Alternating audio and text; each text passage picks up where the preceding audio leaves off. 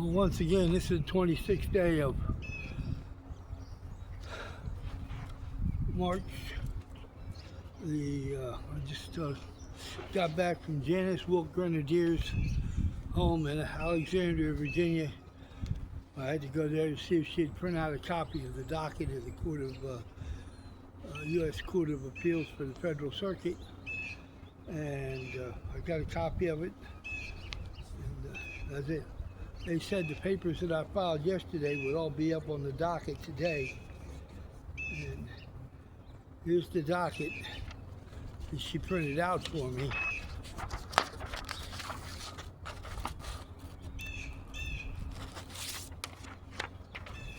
And it clearly shows that the clerk of the court docketed appeal docket, motion of appellate George McDermott lead to appeal to proceed in form and purpose. 3, the notice of unrepresentative person. Notice number 4, another notice to file unrepresentative purpose, and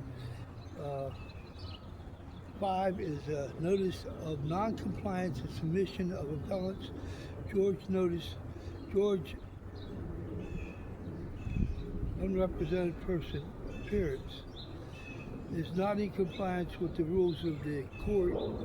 See attached complaint amended due on 4/2 service as of the date of the court clerk.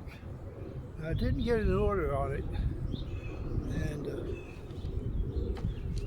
here's the docket that they didn't file.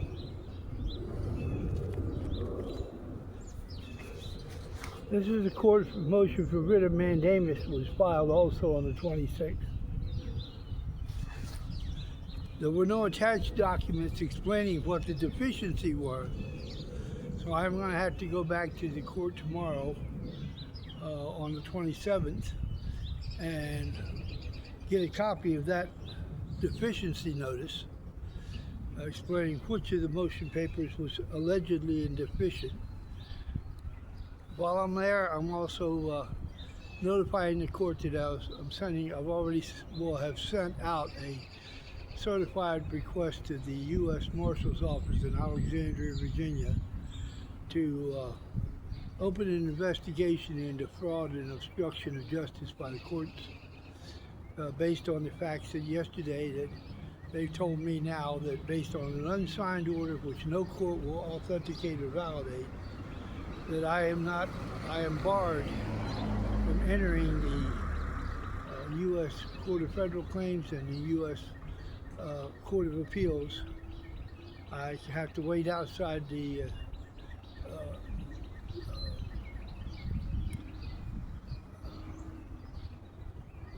scanning area before so they can call down a clerk of the court and get the documents that I had to file. So I'm filing a motion for clarification, because they're giving me to the 4th with the weekend coming up. That doesn't help me at all. I need to know what the motion is. And this is also relevant to other cases that I have filed in that court.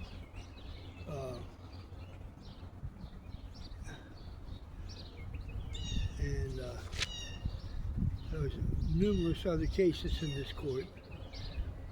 Case -117-CV-0009 PCC, 117-009 PCC, and 125-139 MBH.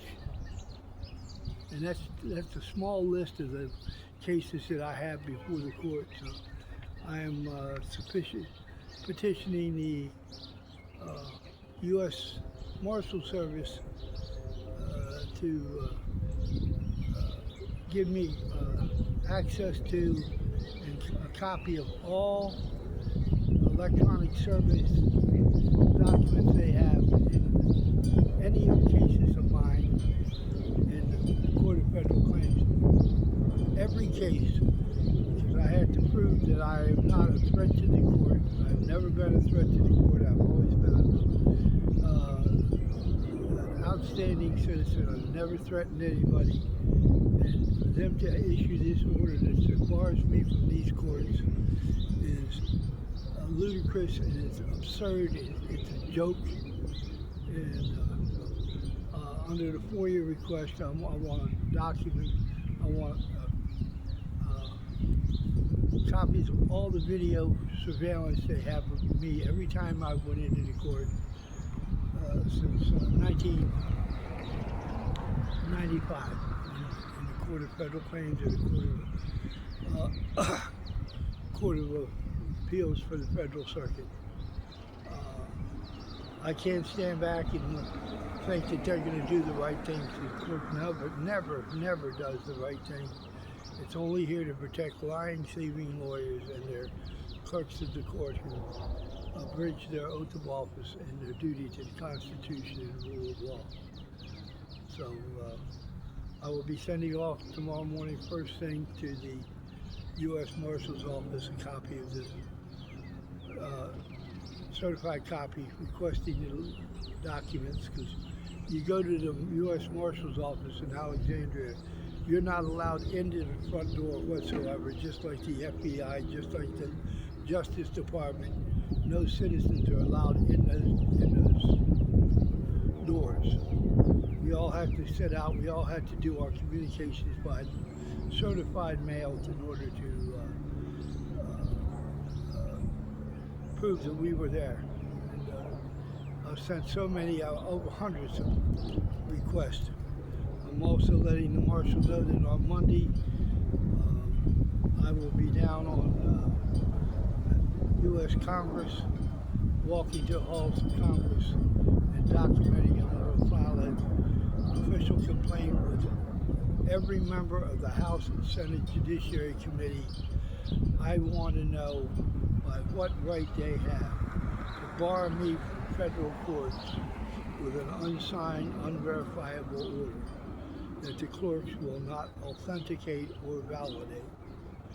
This is ludicrous. It's beyond ludicrous. It's an absolute fraud and conspiracy. It's been going on for 32 years, and I'm tired of it. So, this is George McDermott signing off on the 26th day of March 2026, and everyone have a very blessed day. We just remember we are all warriors of the Lord Jesus Christ, and we cannot stand down and let these criminals take over our nation's judicial system. They are all took an oath of office to uphold and defend our Constitution and Bill of Rights. They all allegedly have some kind of a bond, which nobody will produce in 32 years. They all have also taken a allegiance to a foreign entity, the American Bar Association, which they apparently think supersedes the Constitution and rule of law of our great nation. So, this is George McDermott. I'll be picking this up on the 27th of March as I go about that day trying to get copies of all these necessary videos for surveillance so that I can build a case against the clerks of the court for fraud, falsifying the court records right here. You know, they date stamped it in yesterday. They said everything would be filed. My writ of mandamus, it was not filed. It's not in the record. So I'll take this down tomorrow and address this. God bless everyone. Have a great day.